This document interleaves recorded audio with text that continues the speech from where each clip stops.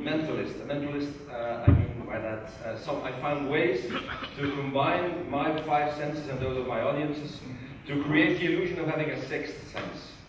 By that I'm always very honest about the fact that I don't have a sixth sense, but all I do is combine different other techniques, such as verbal communication, non-verbal communication, psychology, magic and showmanship, and of course lots of suggestion. I tour throughout Europe at the moment with a show called Everybody Paranormal, in which I try to show people what you can do without having this famous gift. In other words, ladies and gentlemen, I'm going to talk to you about the sixth sense. Well, to create my theater show, I had to study different techniques and ways to fake that sixth sense, and once I mastered them, when I looked around and looked at the real mediums, I only found out that they do the same thing as I do. Yeah, I'm sorry, but at that moment I realized I was dealing with a very clever scam worldwide. Last year I appeared, I'm Belgian. In Belgium I appeared weekly on national television, where I showed all different paranormal phenomena and then showed how they were done, and also showed that I could do the same thing without having any paranormal capacity. I got lots of reactions and emails, but what was very striking, there were only very few of the paranormal corner. The only reactions I got were, well, of course, unless they tried to contact me telepathically, but that didn't work. So,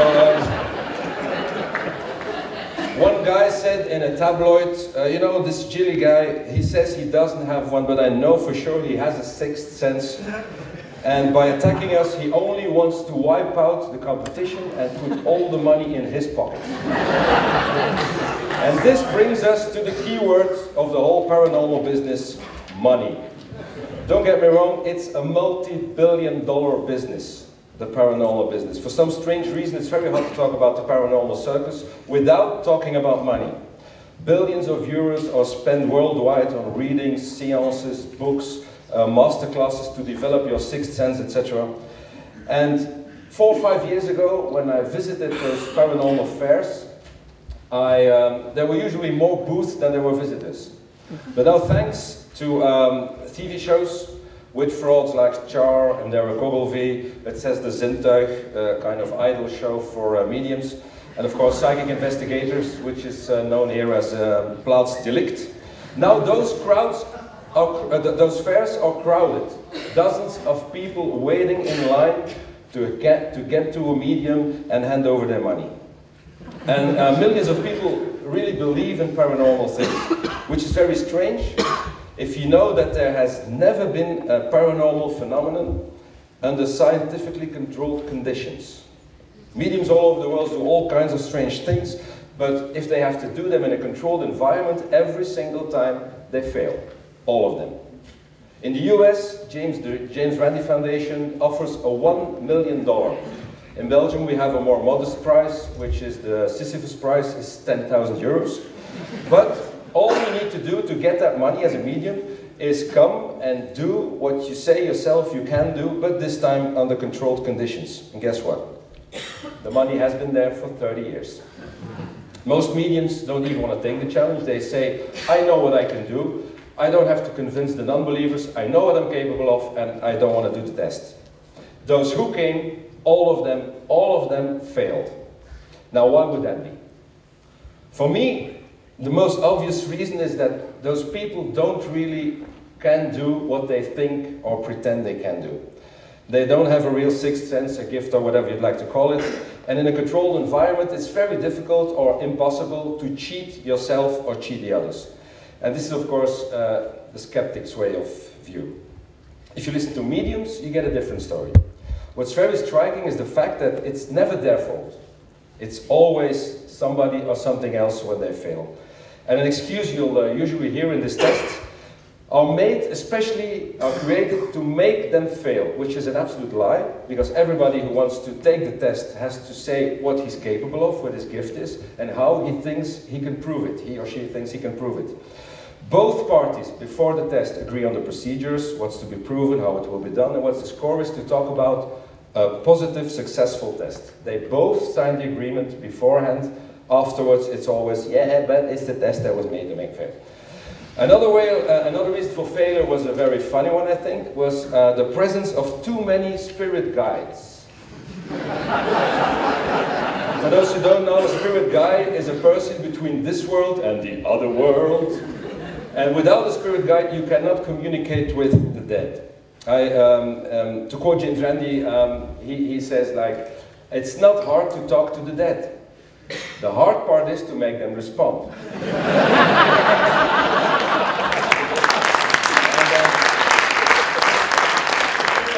One candidate in het zesde zintuig in Belgium, she failed completely in the first test because there were 70 people in the same room, and she said literally, yes, but they are all there, and they all bring at least one spirit guide, so the place was much too crowded.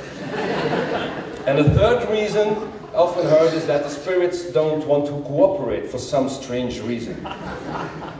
Talking to dead people is never a problem when those people do readings or have a seance or do it, even a TV show, but when there are skeptics around, those darn spirits just don't show up. So I figured, if they always talk about this negative atmosphere and why it doesn't work, let's take this excuse out of their hands, and why not organize a party, the ball of the clairvoyant. So I actually booked a bar, I booked a DJ, I sent flyers to every medium and paranormal organization I could find. And on those flyers you could see that I offered free drinks, there was a free pendulum for every visitor, a blindfold line dance at 10 o'clock. And of course, no surprises, because they're mediums.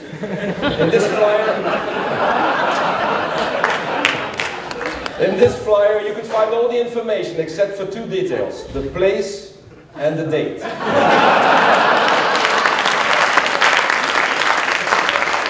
I wanted real mediums on my party. So, anyway, adding the time and place would have been an insult anyway for them, for the real ones. And 1 week before the actual event, I announced the date on the special design website, because we got reaction that it was much too hard for those people. So I agreed to say when it was, but I also agreed on the fact that every midnight during that last week, from midnight till 5 minutes after midnight, I would concentrate on the location of the party. I also tried to contact my late grandfather and asked him to spread the word on the inside. Because I honestly did it. I actually did it, honestly. Because I wanted to test it, and I wanted to be a crowded party and lots of success. So we had a ball in Belgium a couple of months ago. We had another ball in the Netherlands, in Amsterdam, both with the same result. Nobody showed up. Well, one person showed up in Holland, and I was the cook. You can find some clips of this non-event on YouTube, by the way. So, without all this negative energy, the gift had failed again. So, again, why would that be? I think we can assume that it's simply because there's no contact with the dead, there are no spirit guides, and there's no such thing as telepathy. I cannot say there is no paranormal activity in the world, because that would be very arrogant. As long as I haven't talked to anyone in the world, everybody in the world, and checked their gift, I can't say that. But the ones I've seen, and I've seen many, all of them are fake. They all use the same technique, more or less. Most do it by intuition. And a small number of real charlatans do it in a very effective way called hot reading and cold reading. With hot reading, the medium is prepared for the session and looks for information about the person that he or she is going to meet. And nowadays it's very easy. You have Google and of course the social network sites like Facebook, Twitter and Hives, where people put everything on. Cold reading, on the other hand, is a much more fascinating communication technique because beforehand you don't know anything about the person who's in front of you. And thanks to this fantastic technique, you can pretend that you know everything. In a cold reading, a medium starts by making the client feel comfortable and makes some small talk, and at this point already tries to find some information to link when the session starts. In cold reading, the next step is of course to talk, the medium to talk about the readings they have done before, and this way builds credit and always very spectacular stories. Next thing is that the client is asked if he has visited other mediums, and if yes, what they said. Again, distracting information. And then comes the introduction, which usually goes like this. Sometimes it works, sometimes it doesn't. It all depends on how open you are. I'll translate that for you. You have to cooperate and do as I tell you, or it won't work, and it will be your fault. I will see things, but for me it will be like through a mist. So if you see the details sooner than I will, and you will, you have to tell me, you have to work with me. On the other hand, in other words, or translation again, I will tell you anything without having a clue. You have to find the connection, and if you don't do it, the reading will fail. And then the last one was very funny. You don't have to force the connections, but you have to leave every possibility open. I'm sorry. And then, of course, the real work starts. The medium starts throwing out little bits of general information that could fit anyone, and sees how the client reacts to this. If it's positive, they zoom in. If it's negative, they skip it and go to the next thing. Like, oh, I'm sorry, sir. Do you have a scar on your knee? No. No? You didn't have a youth? Everybody has a scar on his knee.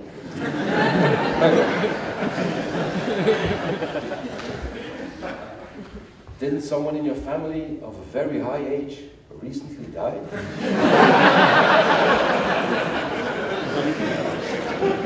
Anyway, to make sure you have a quick result in the reading, the best thing to do is keep it all very open and very general, so the so-called Barnum statements.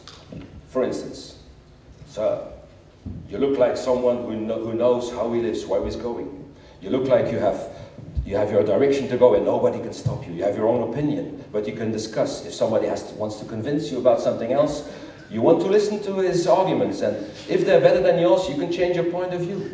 You're really self-confident, but when you're alone, sometimes you start doubting. Did I do the right thing? Did I pick the right job?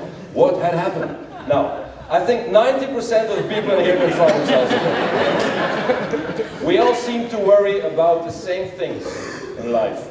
And those things are things as travel, health, education, sex, career, ambition, and money. Now, if you take the first letter of all these themes, and I will repeat them, follow me. Travel, health, education, the, sex, career, ambition, and money. The scam. But I'm sure that's only a coincidence. Anyway. At the end of the first talking about general stuff and zooming in on details, then of course there's a recap of the reading where all the misses, they don't talk about it anymore, and all the hits, they just highlight them. And then of course, by knowing all this information, the medium has built credibility. And now he or she is ready for the grand finale, predicting the future. I've seen you can have your future predicting here. Well, all the best with it. And why do people believe those predictions? Because they think if that person knew all this about my past and my present, then what he's going to tell me about the future has to be right too. And then in this phase, the reading can actually say anything she likes. Some surefire things like, next week you will meet somebody new in your life. Or more likely predictions, you will get a really nice phone call, but completely unexpected next week. Etc., etc. Now, they also do some shots in the dark, details like you will meet next week or maybe in 2 weeks a friend you haven't seen in 20 years, and he will be driving a car with a dog in the back. Now, if this occurs, people will say, he knew it. If it doesn't occur, then you stop looking for it and you forget it. 33% of the Dutch population believes that char is for real. So I'm sure there must be believers in here. Now you might think what I'm telling you is completely wrong, and I only look at it from the skeptic's point of view. And you might think that this way because you might have had a real, genuine paranormal experience. Well, guess what? So did I. About 20 years ago, and that's long before I knew what I know now, I had some experiences. For instance, there was a guy, he was a nurse working with terminal patients. So he accompanied those patients before their death and after their death. After his show, he gave me a reading, and he totally shocked me by its accuracy, because it was all completely correct. But later I realized he was only doing cold reading. He got me. I just want to point this out that I've been in both camps, so I've seen both of them. I'd like everybody to invite everybody here to look at it from a completely different perspective. I don't have the time to go into too much detail about cold reading, but if you find one, buy a book on cold reading, preferably mine. And only when you've seen both sides of the story, then you can make a true decision. And I'm sure you all know this because otherwise you wouldn't be here. I don't judge the believers in paranormal phenomena. Most of them have simply been misled and are small or big victims of those charlatans. The real charlatans, those who know they are liars and cheats, they have absolutely no problem exploiting and ruining people financially, emotionally, and sometimes physically. And that's not a nice thing to do, to say the least. It's an organized scam worldwide, but politicians don't seem to care. And on the other hand, people come to me now, because this is what I do for a living, doing shows, and they come to me and have their stories. And one story I'd like to tell you was a woman in her 40s. She and her husband were both unemployed, but they had to pay off 2 loans because somebody came in there to paranormally clean their house. So they drove away the bad spirits, they brought in good energy, and she also got a wooden box filled with hay and a heavy metal tube to put under her bed. So when she was in her bed sleeping, it could divert the bad earth waves. All this for the price of only 3,000 euros. And she also almost got a divorce too because her husband couldn't take it anymore. And it can get nastier. Everybody knows, I'm sure, the example of the famous Dutch comedian who died of breast cancer because medium Jomanda told her to stop the regular medical treatments, and it goes on and on. All these people were intelligent, educated people, and not stupid clowns that hardline skeptics portray believers to be. Ladies and gentlemen, I do understand that people need beliefs to find comfort and become a better person, and I respect that. But the paranormal business is at the heart of a worldwide scam. It messes up people's life, it ruins people, it kills people. I'm a performer, all I can do is spread the word. Now you know too, and I hope you will too. Thank you.